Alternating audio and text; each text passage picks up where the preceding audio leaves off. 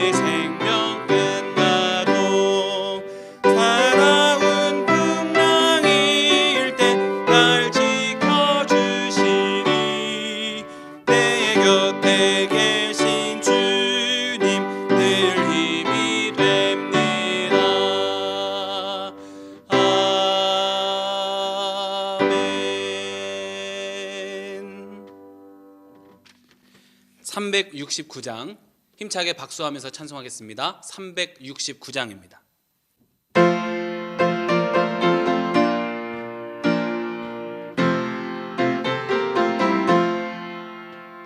죄짐 맡은 우리 구주 어찌 좋은 친구인지 걱정 근심 무거운 짐 우리 주께 맡기세. 주께 고함 없는 고로 복을 받지 못하네. 사람들이 어찌하여 아를 줄을 모를까. 시험 걱정 모든 괴로움 없는 사람 누군가. 부질없이 낙심 말고 기도드려 아뢰세. 이런 진실하신 친구 찾아볼 수 있을까. 우리 약함 아시오니 어찌 아니하릴까. 근심 걱정 무거운 짐 아니 진짜 누군가.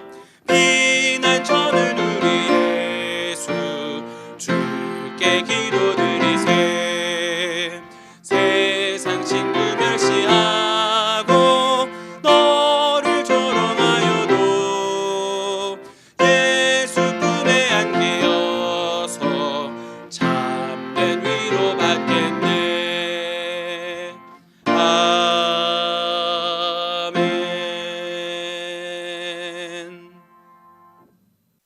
오늘의 성경 말씀은 신약 요한복음 6장 1절부터 15절까지 말씀입니다. 요한복음 6장 1절부터 15절까지 말씀을 저와 여러분들이 한 절씩 교독하겠습니다. 그 후에 예수께서 디베랴의 갈릴리 바다 건너편으로 가시매 큰 무리가 따르니 이는 병자들에게 행하시는 표적을 보았음이로라. 예수께서 산에 오르사 제자들과 함께 거기 앉으시니 마침 유대인의 명절인 유월절이 가까운지라. 예수께서 눈을 들어 큰 무리가 자기에게로 오는 것을 보시고 빌립에게 이르시되 우리가 어디서 떡을 사서 이 사람들을 먹이겠느냐 하시니 이렇게 말씀하심은 친히 어떻게 하실지를 아시고 빌립을 시험하고자 하심이라. 빌립이 대답하되 각 사람으로 조금씩 받게 할지라도 200데나리온의 떡이 부족하리이다. 제자 중 하나 곧 시몬 베드로의 형제 안드레가 예수께 여짜오되 여기 한 아이가 있어 보리떡 5개와 물고기 2마리를 가지고 있나이다. 그러나 그것이 이 많은 사람에게 얼마나 되겠사옵나이까. 예수께서 이르시되 이 사람들로 함께하라 하시니 그곳에 잔디가 많은지라 사람들이 앉으니 수가 5,000명쯤 되더라. 예수께서 떡을 가져 축사하신 후에 앉아있는 자들에게 나눠주시고 물고기도 그렇게 그들의 원대로 주시니라. 그들이 배부른 후에 예수께서 제자들에게 이르시되 남은 조각을 거두고 버리는 것이 없게 하라 하시므로 이에 거두니 보리떡 5개로 먹고 남은 조각이 12바구니에 찼더라. 그 사람들이 예수께서 행하신 이 표적을 보고 말하되 이는 참으로 세상에 오실 그 선지자라 하더라. 함께 읽겠습니다. 그러므로 예수께서 그들이 와서 자기를 억지로 붙들어 임금으로 삼으려는 줄 아시고 다시 혼자 산으로 떠나가시니라. 아멘. 할렐루야. 하나님의 은혜가 이 시간 예배드리는 모든 성도님들의 삶에 함께 하시기를 주님의 이름으로 축원드립니다. 예수님께서 공생의 기간에 사역하실 때 많은 사람들이 예수님을 보고 따라왔습니다. 특별히 병 고치시는 신비한 능력을 그들 앞에서 행하셨을 때는 아주 많은 무리가 예수님을 따라왔다라고 성경은 기록합니다. 오늘 많은 무리를 피해서 제자들과 함께 산에 오르셨는데 그때도 사람들이 여전히 돌아가지 않고 예수님 곁에 머물러 있기를 원했습니다. 동일한 사건을 기록한 마태복음 14장에는 저녁 시간이 되어서 해가 저물었다라고 기록합니다. 해가 저물고 또 이곳은 외진 곳이어서 먹을 것을 구하기도 어려웠습니다. 예수님은 그때 제자 중에 한 명인 빌립에게 이렇게 물으셨습니다. 우리가 어디서 떡을 사서 여기 있는 사람들을 먹일 수 있겠느냐라고 물으셨습니다. 빌립은 그때 이렇게 대답합니다. 여기 모인 모든 사람들에게 우리가 조금씩만 나눠주더라도 200데나리온 정도가 부족합니다 라고 대답했습니다. 지금 가지고 있는 돈으로는 할 수 없다라는 이야기였습니다. 다른 제자인 안드레가 예수님께 이렇게 이야기합니다. 여기 한 아이가 보리떡 5개와 물고기 2마리를 가지고 있습니다. 그렇지만 사람이 이렇게 많은데 이것으로 어떻게 할 수 있겠습니까? 라고 예수님께 이야기했습니다. 이 역시 우리가 가지고 있는 것은 턱없이 부족해서 할 수 있는 방법이 없어 보입니다 라는 이야기였습니다. 그런데 예수님께서는 그 이야기를 들으시고는 사람들을 다 자리에 앉게 하셨습니다. 그 떡과 물고기를 가져다가 축사하시고 사람들에게 나누어 주기 시작하셨는데 5,000명이 배불리 먹고도 12바구니가 남았다라고 성경은 기록하고 있습니다. 학자들은 당대의 사람 숫자를 셀 때 어린아이와 여인의 수는 빼고 세었으니 5,000명이 아니라 수만 명이 먹고도 남았을 것이다 라고 이야기합니다. 우리가 잘 알고 있는 오병이어의 사건입니다. 불가능해 보이는 그 순간, 아무리 찾아봐도 방법이 없어 보이는 그때 예수님이 일하셨습니다. 예수님의 능력은 그 자리에 있는 모든 사람들에게 부족함 없이 베풀어졌습니다. 예수님을 보려고 온 이들을 위해 그들을 필요를 채워주신 놀라운 은혜의 사건이라는 것을 우리는 알고 있습니다. 주님의 능력은 우리 상황 안에서 또 우리의 생각과 염려 안에 갇혀 있지 않다는 것을 기억하시기 바랍니다. 불가능해 보이는 그 순간에 예수님의 능력의 팔은 우리를 향해 일하신다는 것을 기억하시기 바랍니다. 믿음을 가지고 살아간다는 것은 하나님이 우리와 함께 계시고 우리의 삶에 능력을 행하여 주시면 불가능한 일이 없음을 믿고 그 은혜를 사모하면서 또 기대하면서 살아간다는 것입니다. 그리고 이미 우리는 죄와 사망 아래 있었던 우리의 삶을 빛의 자녀로 살아가게 하신 놀라운 은혜를 이미 누리며 살아가고 있음을 기억하시기 바랍니다. 염려와 고통이 우리를 붙잡을 때가 있습니다. 해결되지 않는 문제 앞에 답답하고 포기하고 싶을 때가 있습니다. 그럴 때 우리는 어떤 믿음을 가져야 하겠습니까? 예수님의 능력은 어떻게 우리의 삶에 놀랍게 임하여 주십니까? 오늘 말씀을 중심으로 세 가지로 함께 은혜를 나누고 기도의 제목을 삼고자 합니다. 첫 번째로는 예수님의 능력을 믿고 헌신의 자리로 나아가야 합니다. 예수님의 역사는 한 아이의 헌신을 통해서 일어났습니다. 한 아이가 가지고 나온 물고기 2마리와 떡 5개를 예수님께서는 받으시고 축사하셨을 때 많은 사람에게 배불리 먹고 남을 만큼 주어졌습니다. 제자들이 불가능하다고, 우리가 가진 것이 모자라다고, 사람들이 너무 많다고 고민만 하고 있을 때 주님께로 가지고 나온 한 아이의 작은 헌신을 예수님께서 크게 사용하여 주신 것입니다. 예수님은 예수님께로 나온 사람들을 먹이고 그들을 도우시기를 생각하실 때 제자들은 계속 안 된다고만 하고 있었습니다. 제자들의 생각과 고민이 이상하게만 느껴지진 않습니다. 오히려 이성적으로 보여집니다.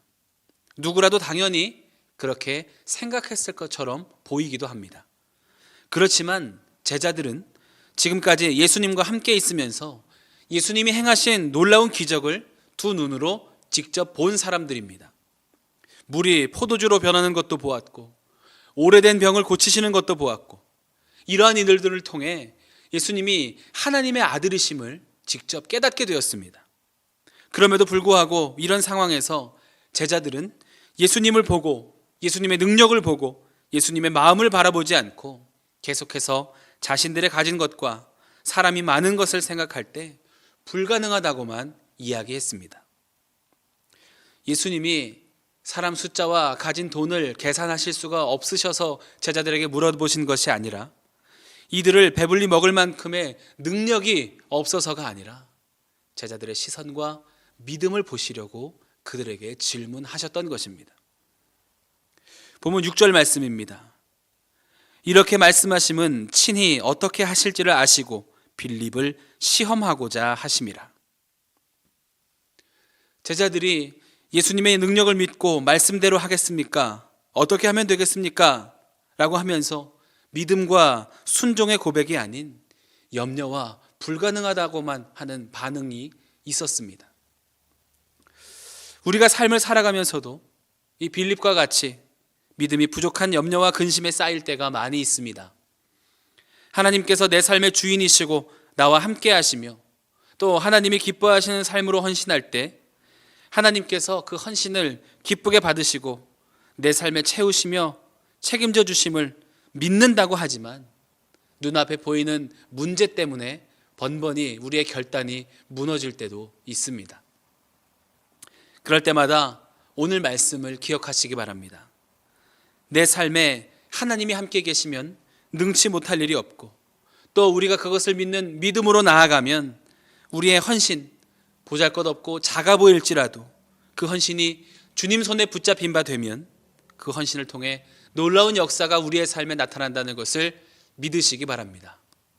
바라기는 언제 어떠한 순간에도 주님을 신뢰하며 주님께서 기뻐하시는 자리로 나아가는 헌신을 통해 열매 맺는 삶을 살아가시기를 주님의 이름으로 축원드립니다.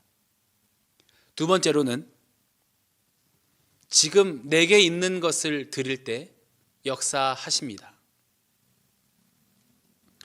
예수님께서 들어서 축사하시고 나누어 주신 그 시작은 한 아이의 물고기 2마리와 보리떡 5개로 충분했습니다. 주님의 능력과 한 아이의 헌신이 만난 그 자리에서 놀라운 역사가 일어난 것입니다. 헌신이라고 생각할 때 우리는 많은 것을 포기해야 하고 힘든 고난의 과정에 나아가는 짐과 같은 것으로 여겨질 때가 있습니다. 그렇지만 헌신은 지금 내게 있는 것을 가지고 드릴 수 있는 것을 가지고 주님께로 나아가는 것입니다. 그리고 주님께 드려진 그 헌신을 통해서 하나님이 기쁘게 받아주시고 또 기쁘게 사용하여 주실 것을 믿는 것입니다. 마태복음 25장에는 달란트 비유가 기록되어 있습니다. 주인이 타국에 가면서 3명의 종들을 불러서 각각 5달란트, 2달란트, 1달란트를 맡기고 떠났습니다. 주인이 다시 돌아왔을 때 5달란트를 맡았던 종은 그것을 가지고 장사를 해서 5달란트를 더 남겨서 주인에게 돌려주었습니다. 2달란트를 받았던 종도 그와 같이 하여 주인에게 2달란트를 더 남겨주었습니다. 그런데 1달란트 받았던 종은 그것을 그대로 땅에 묻어두었다가 주인에게 돌려주었습니다. 이 종은 악하고 게으른 종아하며 그 집에서 쫓겨나고 주인은 그를 호되게 꾸짖었습니다. 헌신이라고 하는 것은 내게 맡겨진 만큼 내게 주어진 자리에서 드릴 수 있는 것으로 하나님 앞에 영광 돌리는 것입니다. 2달란트 받은 사람이 5달란트 받은 사람과 비교하며 적다고 원망하지 않았고, 또 1달란트 받은 사람과 비교하며 이 정도면 족하다라고 안주하지 않았습니다. 내게 주신 것으로, 허락된 것으로 다시 주인에게 기쁨을 주기 위해 최선을 다했을 때 5달란트 더 남긴 종과 같이 칭찬받고 인정받았다는 것을 기억하시기 바랍니다.